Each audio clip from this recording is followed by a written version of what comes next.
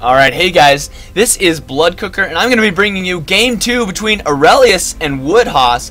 And as I stated last time, oh, I gotta love a good PvP, and I know most people don't, which is fine and happy and dandy. And so now we have in the camouflaged green color that is actually quite vibrant. Haha, have fun, have fun. Happy face, happy face.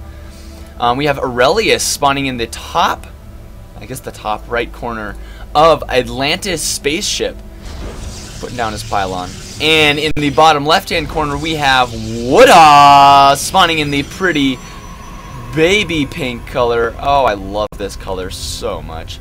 It's so beautiful. And I am straight, so just throwing that out there.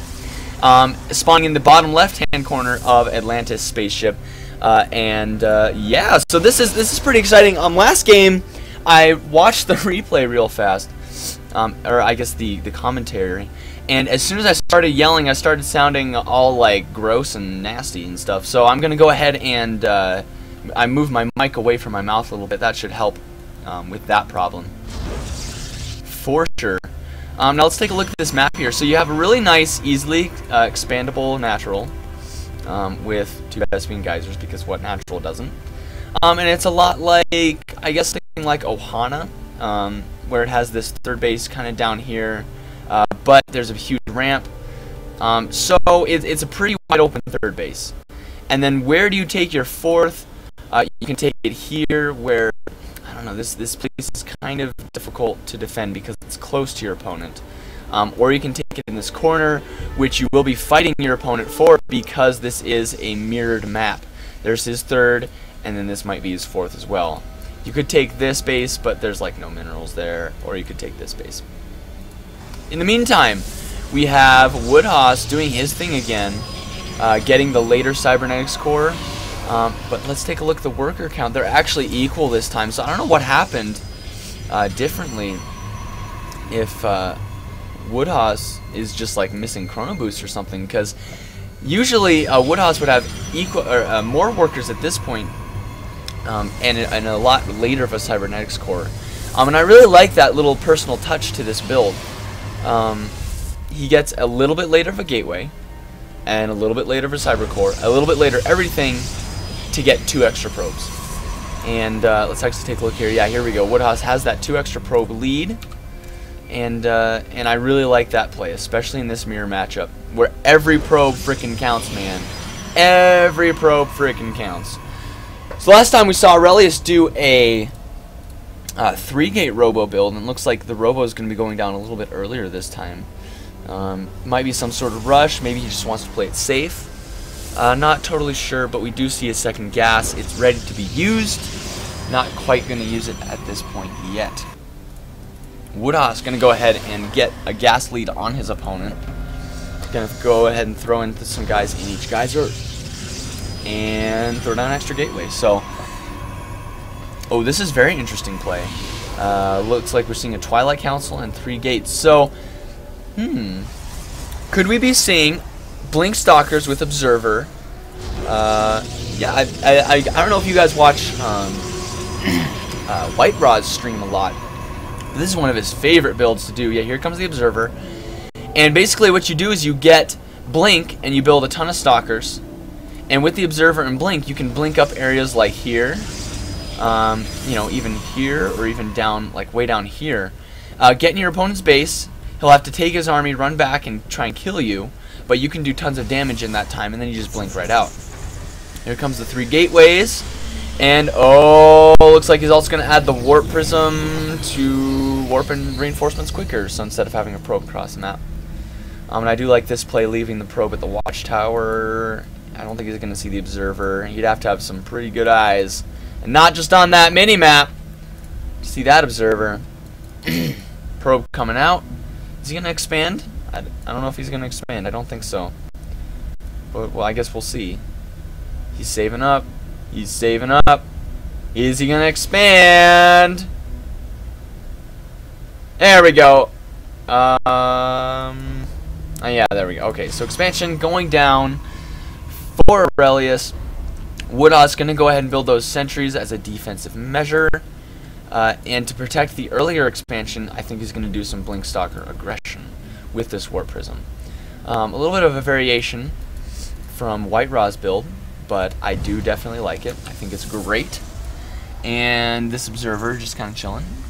Knows what's good for him, doesn't want to go and get killed at the enemy base. Let's take a look at the income tab. And again, Woodhaus is ahead in those workers.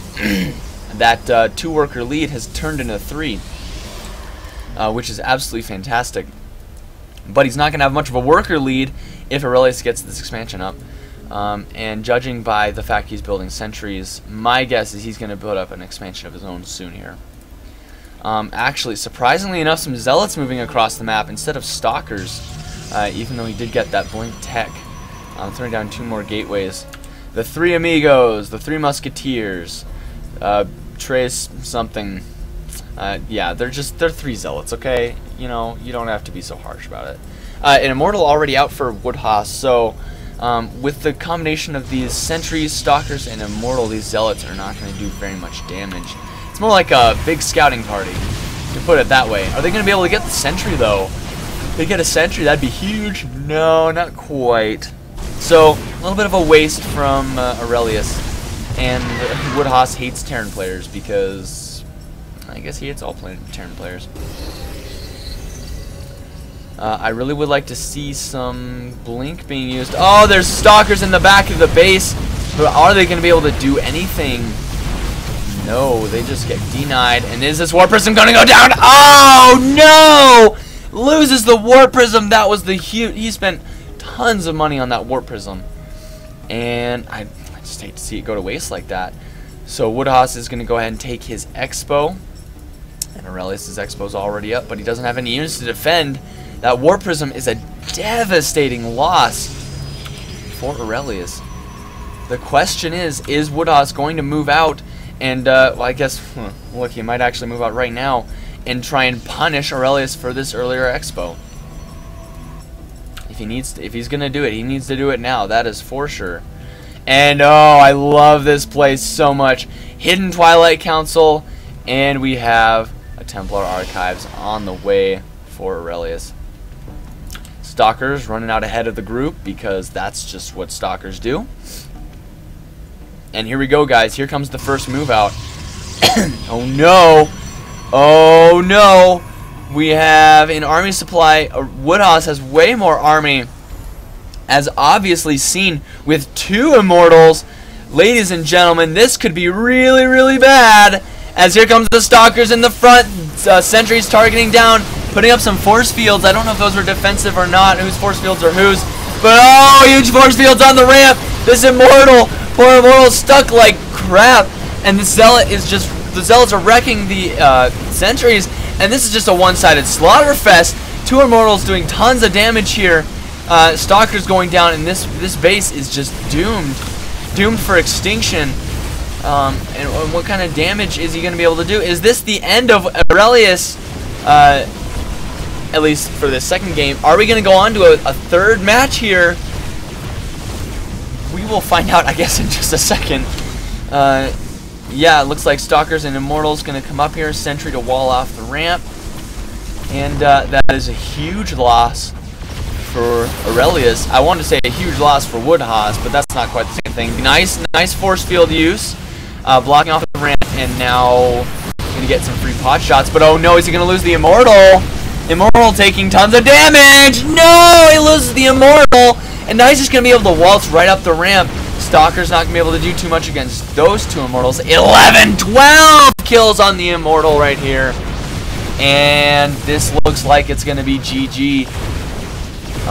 Can Aurelius even do anything against a 2-base Woodhaus that has just killed Aurelius' entire army? Yeah, he does have Blink, but that would be some pretty sick Blink micro to take out this entire army.